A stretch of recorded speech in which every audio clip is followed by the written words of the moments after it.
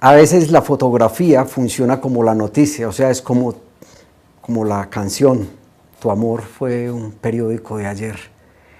Y no tenemos, digamos, una memoria fotográfica de tantos hechos de violencia.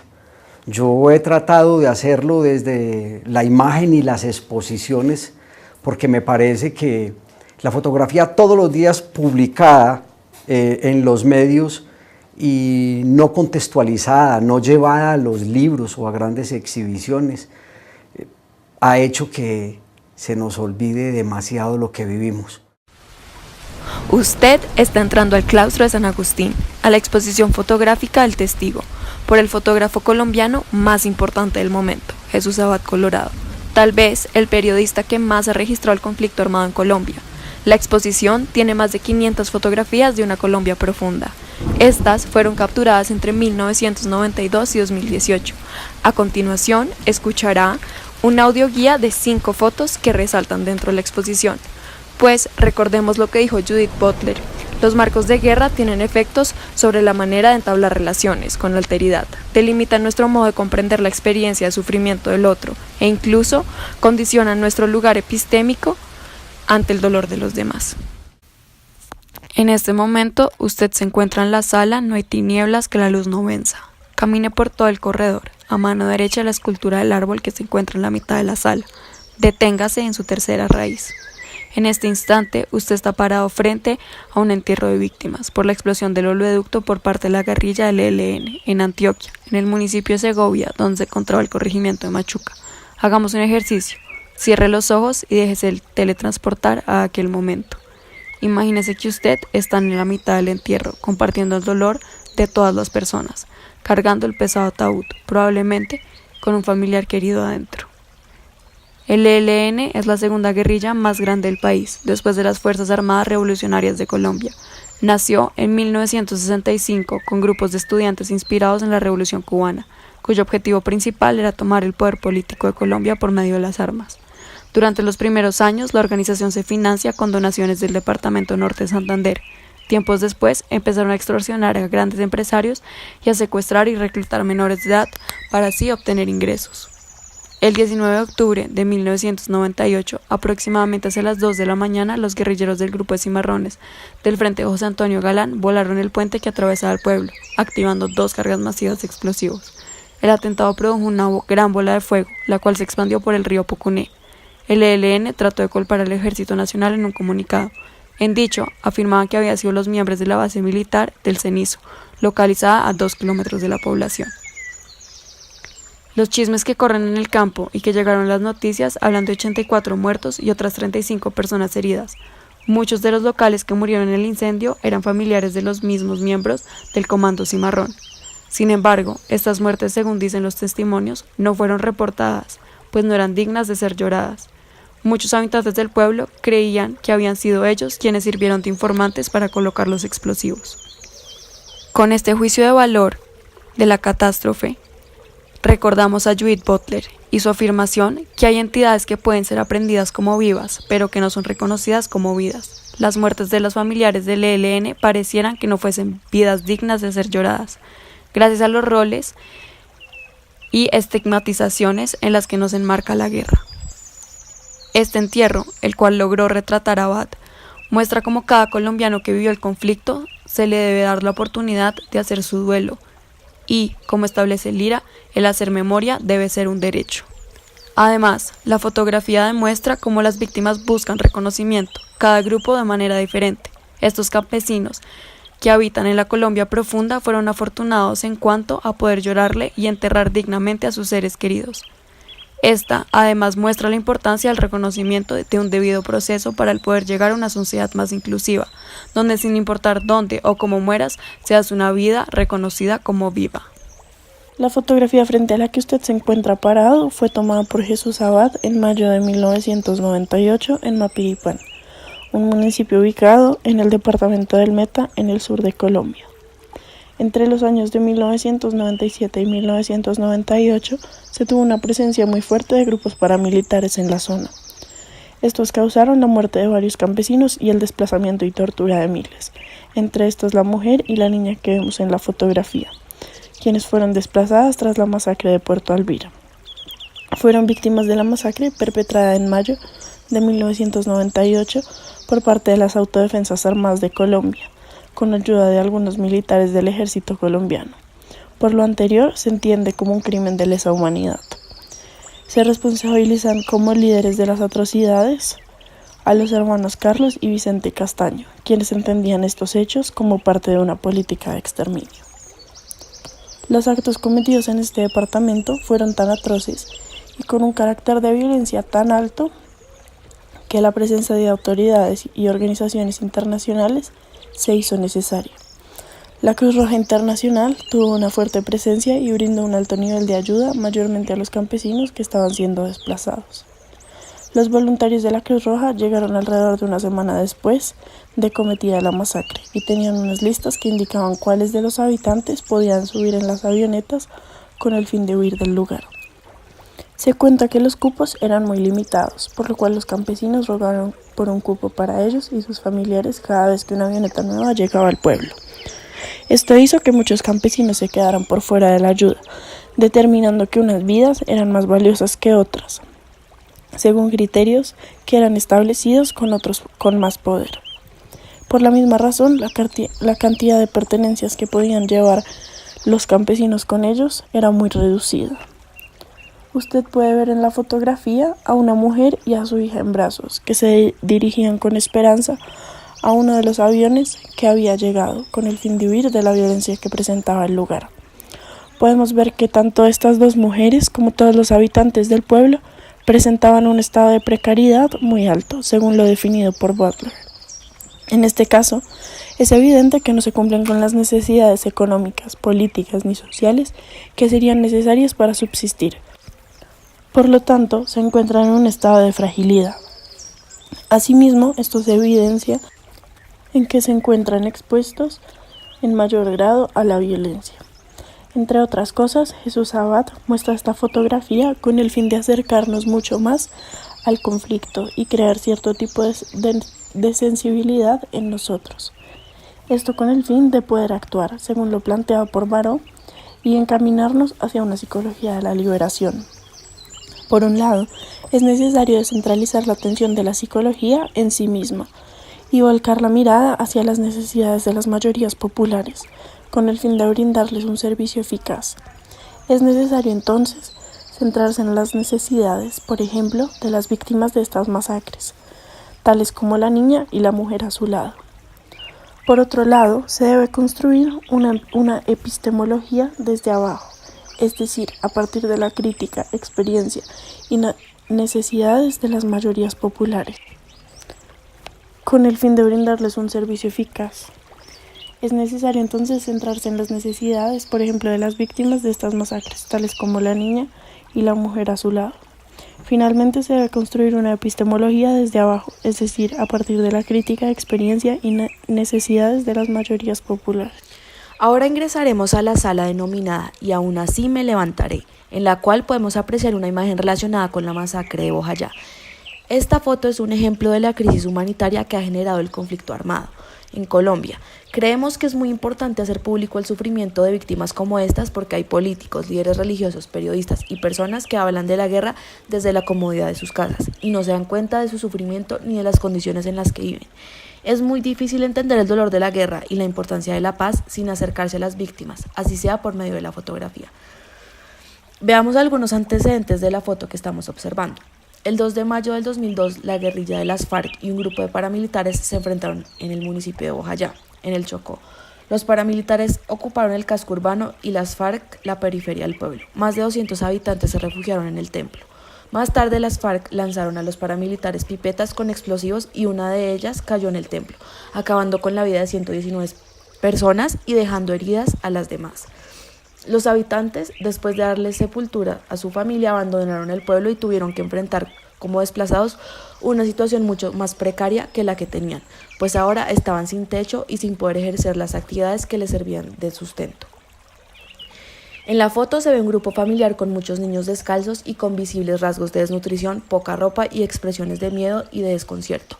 acompañados de sus madres que, asomadas a la ventana de un improvisado refugio en Vigía del Fuerte, nos muestran su angustia, desespero e incertidumbre ante el desplazamiento forzoso que se está viviendo. Cuando uno está descalzo se siente libre. Lo paradójico aquí es que las personas del Chocó, y en particular los niños, viven descalzos, no como una opción de libertad, sino por la ausencia de opciones de vida. Sus pies descalzos son un símbolo de fragilidad, vulnerabilidad y extrema pobreza. Son personas que se encuentran expuestas a diferentes formas de violencia que les oprimen sus cuerpos y sus almas. La violencia estatal, que no les satisface necesidades básicas como educación, salud y agua potable, y la de los grupos armados ilegales. Estas personas son un claro ejemplo de cómo la guerra en Colombia es vivida en carne propia y por los ciudadanos más pobres y vulnerables, que tienen una vida muy precaria desde su nacimiento, que habitan las regiones más apartadas y que reciben muy poca atención del gobierno. Son ignorados y son un ejemplo de las vidas que no son vidas, expresión que utiliza la filósofa Judith Butler para describir a las personas como las de esta foto, que en nuestra sociedad no son valoradas y que no son dignas de atención ni de ser lloradas o ser sujeto de duelo.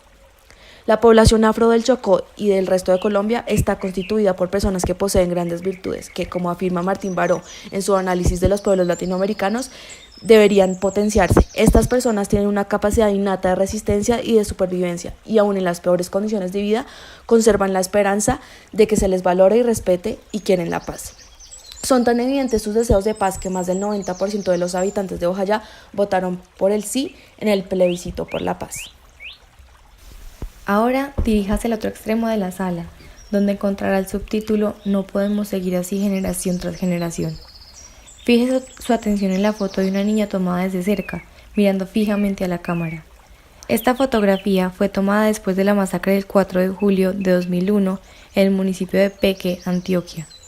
El municipio queda al occidente de Antioquia, aproximadamente a unos 227 kilómetros de la ciudad de Medellín, y su principal actividad económica está basada en la agricultura. La masacre fue cometida por los paramilitares y duró 4 días, durante los cuales saquearon el banco y diversos locales comerciales. En ese transcurso de tiempo, también mataron a 8 personas con la justificación de que eran simpatizantes de las guerrillas. La masacre dejó a los campesinos de Peque sin dinero ni cultivos y los obligó a desplazarse a zonas urbanas del departamento. La cara de la niña en la fotografía refleja el miedo de los campesinos después de vivir en carne propia sus errores, el dolor al ver que sus vidas en el pueblo ahora terminaron, la impotencia al saber que no hay nada que puedan hacer que irse a otros lugares a buscar una nueva vida. Aquí es evidente una visión sobre los campesinos que tienen tanto los paramilitares como la sociedad colombiana en general, que indica una falta de interés por la población rural del país. Judith Butler nos ayuda a entender que sus vidas son aprendidas como menos importantes por las condiciones en las que se encuentran. Sin embargo, el Estado no intenta minimizar esos factores para que esta problemática acabe. La foto también hace énfasis en las manos de la abuela que se encuentra al lado de la niña. Sus manos simbolizan el trabajo de la tierra, que, como cuenta Jesús Abad, es de las cosas más difíciles que hay. Contienen el dolor acumulado de las violencias que sufrió a lo largo de los años. Sus arrugas muestran el pasar del tiempo y el sentimiento de la abuela de no querer que la violencia continúe. Abad cuenta que ella ya había vivido la violencia en los años 50, cuando ella era joven, y ahora los hechos se estaban repitiendo. Ella dice que no quiere que su nieta en unos años esté relatando la misma historia a otro fotógrafo, porque la violencia sigue igual. Ese testimonio nos dice que los campesinos están cansados de que los mismos hechos se repitan, pero que, como afirma Elizabeth Lira, la violencia en la sociedad colombiana se ha normalizado tanto que hay un acostumbramiento general de los hechos. Esto que hace que la sociedad le reste cada vez más importancia a nuevos horrores y que estos sean menos reconocidos. Por estas mismas razones, Jesús Abad decide mostrar esta fotografía. Al igual que Martín Baró, se para en una posición clara en pro de los campesinos que son constantemente oprimidos, para concientizar a la sociedad e intentar cambiar su realidad. Dirígete hacia la sala restante para ver la quinta foto. En este momento te encuentras al frente de un retrato a color de una indígena wayú. Tómate un rato para mirar y analizar sus facciones, sus arrugas, gracias al transcurrir de los años y el sol del desierto. ¿Qué historia crees que nos está transmitiendo su mirada? Acomódate. A continuación entenderás su historia. En este instante, la exposición te está teletransportando al extremo norte del continente suramericano. Bienvenido a La Guajira. el área desértica más extensa de Colombia. Esta península, entre el desierto y el mar, guarda secretos acerca de la violencia, desplazamientos y la pobreza extrema en la que viven sus habitantes. Pues, como dijo Butler, ellos han sido condenados a la precariedad, la cual hace que su diario vivir esté en un constante estado de fragilidad por la distribución desigual de bienes. A pesar de ser una zona con uno de los ecosistemas más lindos que aporta a la diversidad de nuestro país, tristemente también se caracteriza por la violencia y la pobreza. Dentro de esta historia, el actor del conflicto armado, quien estuvo más presente en esta zona del Caribe colombiano, fueron los paramilitares, grupo armado al margen de la ley de extrema derecha.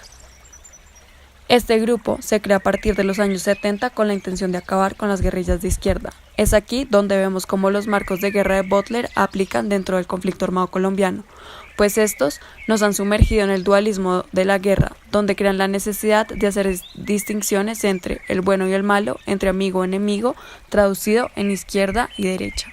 En esta foto estás viendo a Juana Epinayú, mujer guayú, que gracias a una masacre ocasionada por los paramilitares, tuvo que desplazarse de su lugar de origen, Vallaportete, en la Alta Guajira. Como nos establece Abad, para la cultura guayú, las mujeres son líderes, quienes orientan y organizan, aportando la palabra viva a sus tradiciones y creencias, las cuales les otorgan roles de sanadoras. Así como Juana, existen muchas otras mujeres guayú, las cuales fueron víctimas de crímenes de lesa humanidad ocasionados por los paramilitares. El 18 de abril del 2004, un grupo paramilitar del Bloque Norte de Autodefensas Unidas de Colombia entraron al territorio de Vallaportete, acompañados con unos informantes locales disfrazados del Ejército Nacional. Recorrieron la zona, torturando, quemando, desmembrando, asesinando y violando a mujeres guayú, mientras que la otra mitad se acababa en las casas y profanaban cementerios. Esta intervención dejó 4 de las más importantes líderes guayú muertas, causando un desplazamiento masivo de alrededor de 600 personas, quienes muchas se escondieron en los manglares y otras se resguardaron en Venezuela. Mientras que en el norte del país sucedía esta masacre, en el centro se discutía y organizaba la desmovilización paramilitar que se había iniciado en el 2003. La masacre demuestra la paradoja en la que se vivió el conflicto armado colombiano, mientras que en el centro del país sucedía una cosa, en la periferia se vivía una realidad totalmente contradictoria. La intención de los paramilitares era poder establecer dominio militar y territorial sobre la costa caribe.